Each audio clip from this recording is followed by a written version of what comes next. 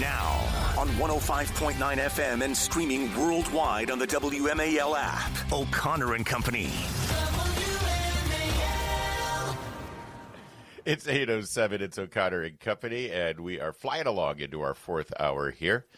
Thanks for coming along on the ride with us this 24th day of September, just a week away from the new fiscal year of your federal government. How exciting is that? Coming up in 30 minutes, Luke Rosiak, Daily Wire, will join us. I'm Larry O'Connor with Cassie Smedile. Happy almost end of the fiscal year to you. I was just about to say, do we get to have like end of fiscal year eve parties, or is that a thing we can make a thing? Oh, we're having just a government shutdown. We party every day around here, but sure, absolutely, why not? Joining us right now, one of our faves, she's Susan Crabtree, award-winning investigative reporter at RealClearPolitics. And first of all, Susan, good morning.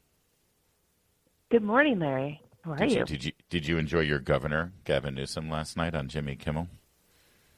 I know what a big fan you are of his. I did not stay up late to watch, I have to say. Yeah, because you had an early morning hit on a dang DC radio station, so I appreciate that. Listen, a couple of things here. First of all, the conviction of Ryan Ruth, the would-be assassin, it seems like the trial was expedited. He was found guilty. He's going away, but was there anything brought out in this trial, anything new, any revelations about this, or will this just sort of disappear now? Well, I thought it was just very disconcerting that we learned that he had been to golf courses. He's been stalking Trump for months, and he went to golf courses late at night 17 times. So this was hardly the first incident where he was lying there for 9 hours eating Vienna sausages, waiting for Donald Trump to appear on the golf course, where he had this illegal long gun rifle with the number rubbed out of it. And so, this really calls into question in my mind. Again, I'm highly critical of the Secret Service, even though I thought they did a fabulous job at Charlie Kirk's memorial service. But why didn't they find him before this? Yeah. And why? Thank you. I'm listening to you, and I'm thinking, we normies, we laymen, we assume that if you show up like this to one of Trump's events, on a regular basis and behave this way, that you end up being on their radar, that they're tracking you, that they know who you are, and that you're there. Yeah. Yeah. You're living in your car, you're stalking the president. You're going to all of his events, or many of them, for months and months, and the Secret Service doesn't know that you've been lying in wait, eating Vienna sausages, leaving a trail, and they don't sweep the golf courses. That's the biggest thing. And, fast forward to Labor Day weekend, and we had another incident where a guy, thank God it wasn't anybody who meant any harm to Donald Trump, but got a Glock through Secret Service security screening into one of Trump's golf courses, that one in Sterling, Virginia, when Trump was playing golf there. What the heck is going on? Why didn't they have magnetometers at these golf courses where they just keep them on hand and they pull them out when Trump is there? I asked that question to the White House, and they didn't respond directly. Mm-hmm. I said, do you still have faith in the Secret Service? This is before Charlie Kirk's memorial service. And they said, this is an interesting phrase that I got from Caroline Leavitt. She said, the president has said in the past that he has faith in the Secret Service. So, I think that before the Kirk memorial, there was some big concerns in the White House with what was going on with Sean Curran. He recently had his chief counsel have a road rage incident, his hand-picked chief counsel, and he resigned abruptly after I reported it. And then his chief of staff has an incident at the White House that I haven't reported, which I plan to this week. And there was reaction from the White House, we'll just put it that way, strong reaction from Susie Wiles to some of these hand-picked members of top leadership at the Secret Service that were making serious mistakes. So I do think that they did themselves a really good service. they came up in the people's minds, their reputation after Charlie Kirk's memorial service. But, I'm concerned about how they didn't react yesterday at the UN speech when the escalator stopped. And I'm not the only one. The Secret Service agent, Rich Staropoli, I spoke to him. He had been in charge of security at the UN 5 times during the Bush years and before that. And he said, yes, they should have gotten him off that escalator really quick. That's just a perfect classic setup for some kind of incident, a threat to the president. We we suspect, and Caroline Levitt said this last night on Jesse Waters, that it was planned. That escalator stoppage was planned, but it was meant to be kind of an embarrassment, a joke by UN staffers. That's what they suspect, because the London Times did report that over the weekend, that some people at the UN were planning that. Wow. But to me, it was another Secret Service glitch. Susan, that was my first thought when I saw the video on the escalator, was even the security guard next to him was kind of just stunned looking at him. There wasn't this moment of everybody move into action.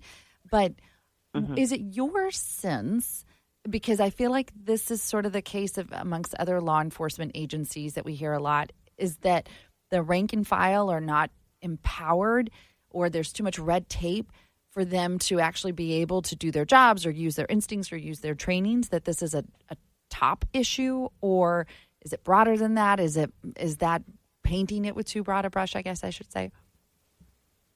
Well, I think after the 2 assassination attempts, there should be, no hesitation, right?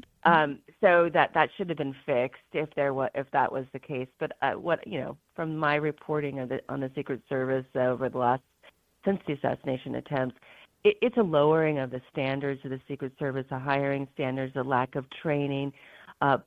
During the last administration, there was all kinds of priorities that were all mixed up, with DEI taking center stage. I'll be reporting on some LGBTQ trips abroad that the Secret Service leadership was taking, and that was following a President Biden's directive. But on DEI, which Trump has since overturned, but that was a big priority mix-up. You had Director Cheadle putting this 30 by 30 pledge as one of her top agenda items for the Secret Service, hiring 30% women by 2030, and then she had gotten to about 24% beforehand. So it wasn't on being the best of the best anymore. It wasn't about the zero-fail mission of the Secret Service. It was something else. It was let's meet all these arbitrary requirements that doesn't really get to the full mission of the Secret Service. It's protecting our continuity of government. Susan Crabtree, thanks for joining us. She's one of the finest reporters, an award-winning one, the Dow Prize for Investigative Journalism with the Secret Service. Also, by the way, the author of a great book about California politics, along with her co-author, Jed McFadder. It's called Fool's Gold, and it's about who's running that state. And, of course, Gavin Newsom poised to run the country the same way he's run California. Susan, you and I, our hearts ache for the Golden State, and hopefully your book will help expose what's going on there and actually turn that ship of state around. Real fast, does their prop, is it 50? Does it have a chance of passing here, or are the people of California seeing right through this brazen political grab?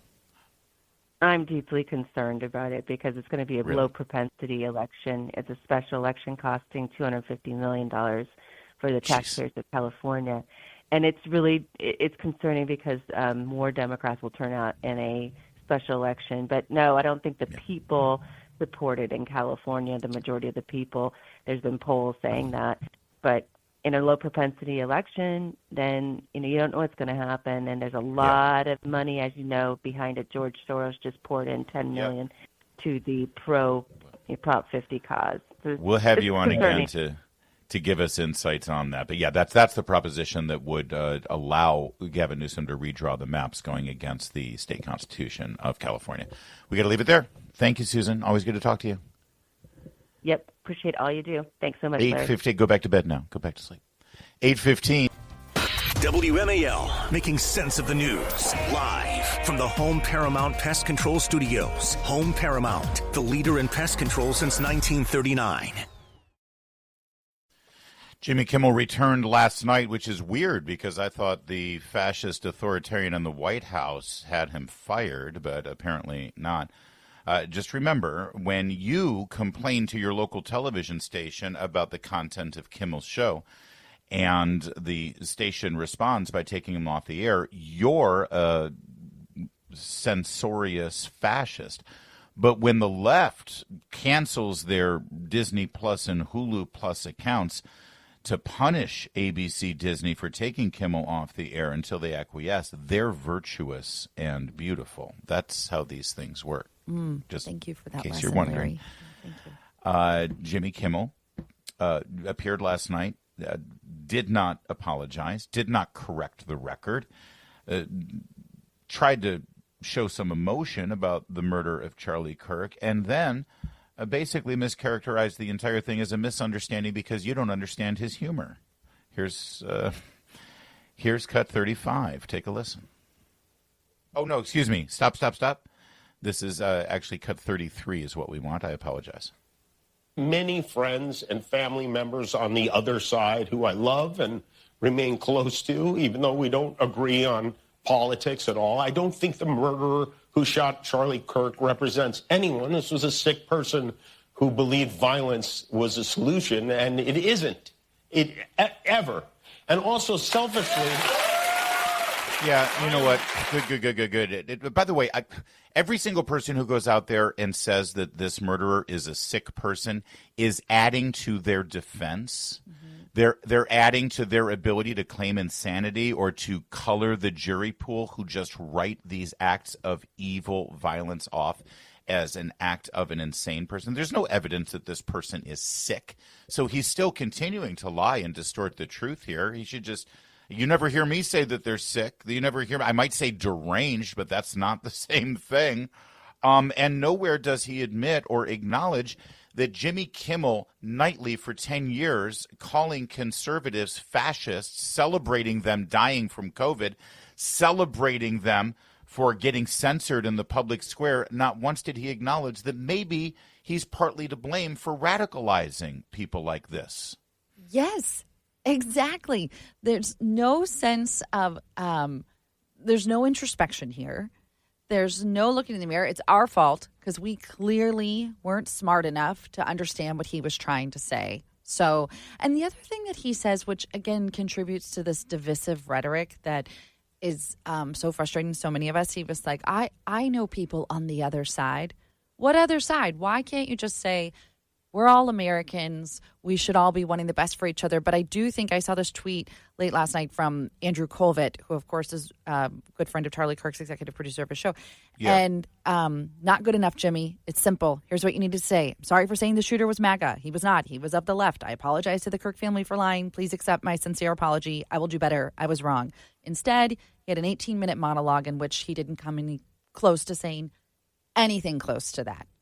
No, if anything, it was one of those things where you didn't understand me, you didn't understand my humor. It's your fault for being too stupid. I think what I have to say is going to make much of a difference. If you like me, you like me. If you don't, you don't. I have no illusions about changing anyone's mind. But I do want to make something clear because it's important to me as a human, and that is you understand that it was never my intention to make light of the murder of a young man.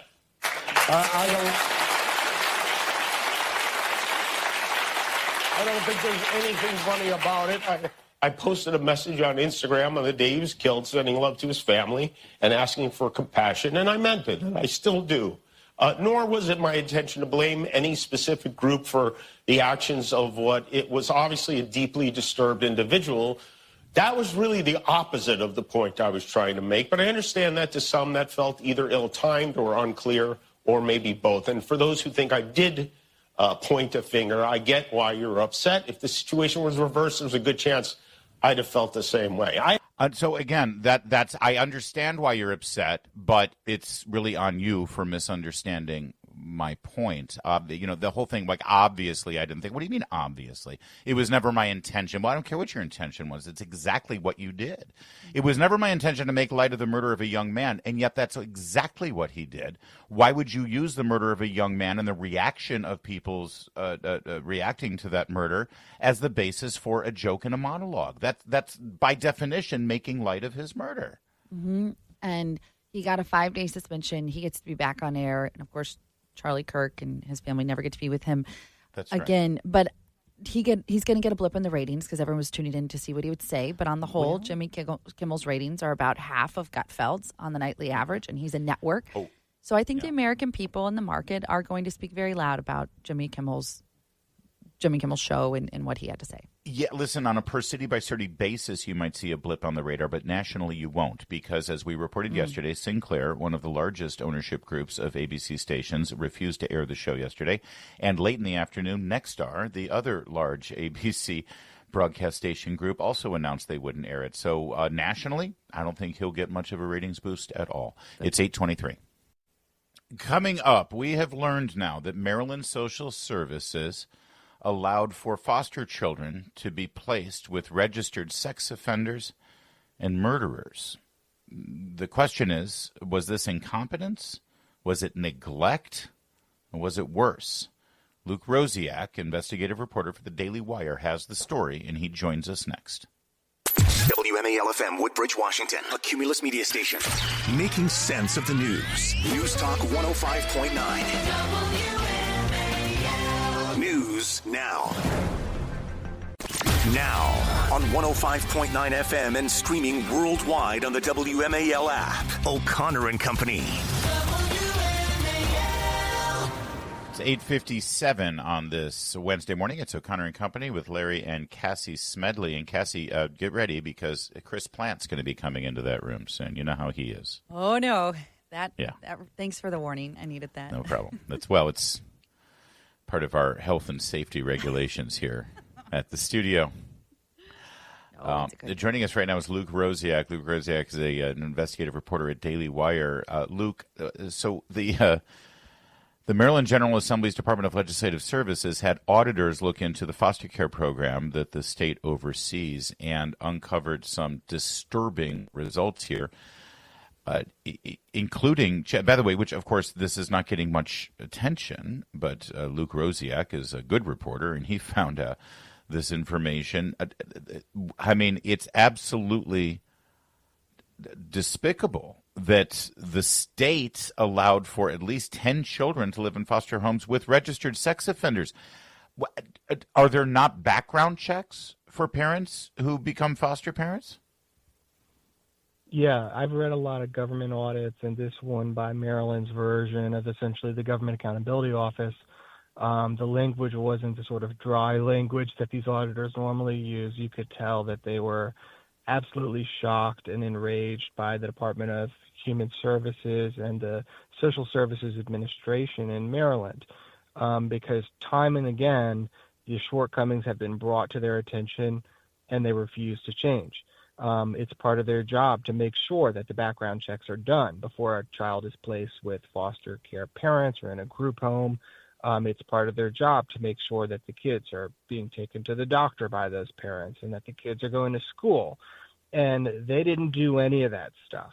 People were paid to do those checks, but they would just kind of rubber stamp the papers without actually looking. And as many as half of the background checks not only were not done, oftentimes the county or different government agencies are supposed to do these background checks, but the people paid to be the backstop, to double check, they also missed it. And they falsely said that the background check, they falsely said we confirmed that it was done. It wasn't. So 10 foster children just last year were living with registered sex offenders on the sex offender list in Maryland, 7 of these kids. And, for example, in 2023, Maryland checked a foster home where people were paid to take these kids. And they didn't realize somehow that this foster home was employing a registered sex offender convicted of molesting kids 10 years ago. Well, 3 months after they missed this opportunity to do something about it, the guy goes and molests 3 foster kids in his care. And the auditors say even after that, the government agency didn't really take any steps to reform. Yeah, no corrective action needed there. And I want to hand it over to Cassie, but real fast answer, Luke, if you could. Were the background checks actually executed, or were the results ignored, or were they faulty or falsified results? I think they never did them, and they were incompetent, and the auditors were able to join the lists of foster homes, the addresses, with the registered sex offender list. So the auditors were able to do it lickety-split, but the Social Services Administration apparently just didn't do it. Okay, go ahead, Cassie. Sorry. This is just one of the most horrific stories I've heard in a long time, and we get a lot of bad news in our world today, and I just feel for those children and the fear that they must have felt.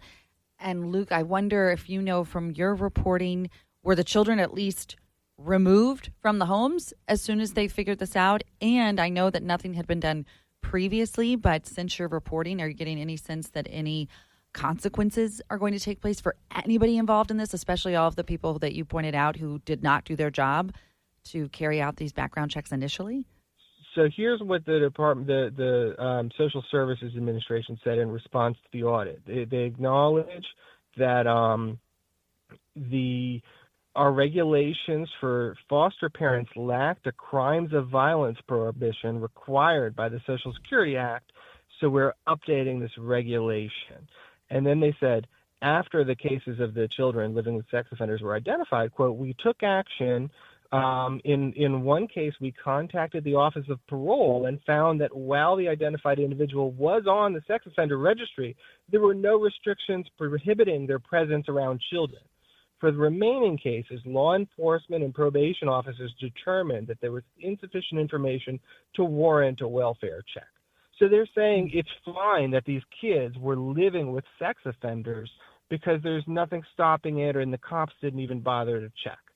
This is why Delegate Kathy Zaliga said this audit of Maryland Social Services is absolutely abhorrent and reads like criminal negligence. Mm-hmm. Governor Wes Moore must immediately fire somebody. The buck stops with Human Services Secretary Rafael Lopez or Executive Director of the Social Services Administration, Dr. Aldril Studstill Jr.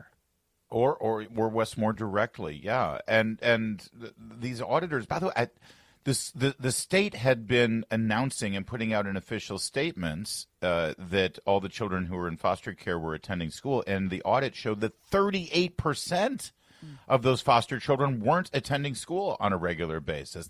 That's not a rounding error, Luke. No, I mean, we talked about, the missing migrant children that, just kind of who knows where they are. And there may be a similar situation with Maryland foster care because basically under Aldrich Studstill, it seemed like they weren't just giving out welfare. They were treating their jobs as welfare. This was a government check that they felt entitled to get while they just sit there and do nothing. And they didn't care that the kids were being abused. They were paying a convicted murderer to provide one-on-one care to kids in hotels. And they were paying $1,300 a day to keep these kids in hotels instead of, $300 or whatever for placing them in a proper home. That was that Wes Moore Jobs Initiative when he first came into office, right? And we got to leave it there. Luke, a great story at Daily Wire. Read all of it. Luke Rosiak, byline, dailywire.com. Thank you, Luke. It's 8:43.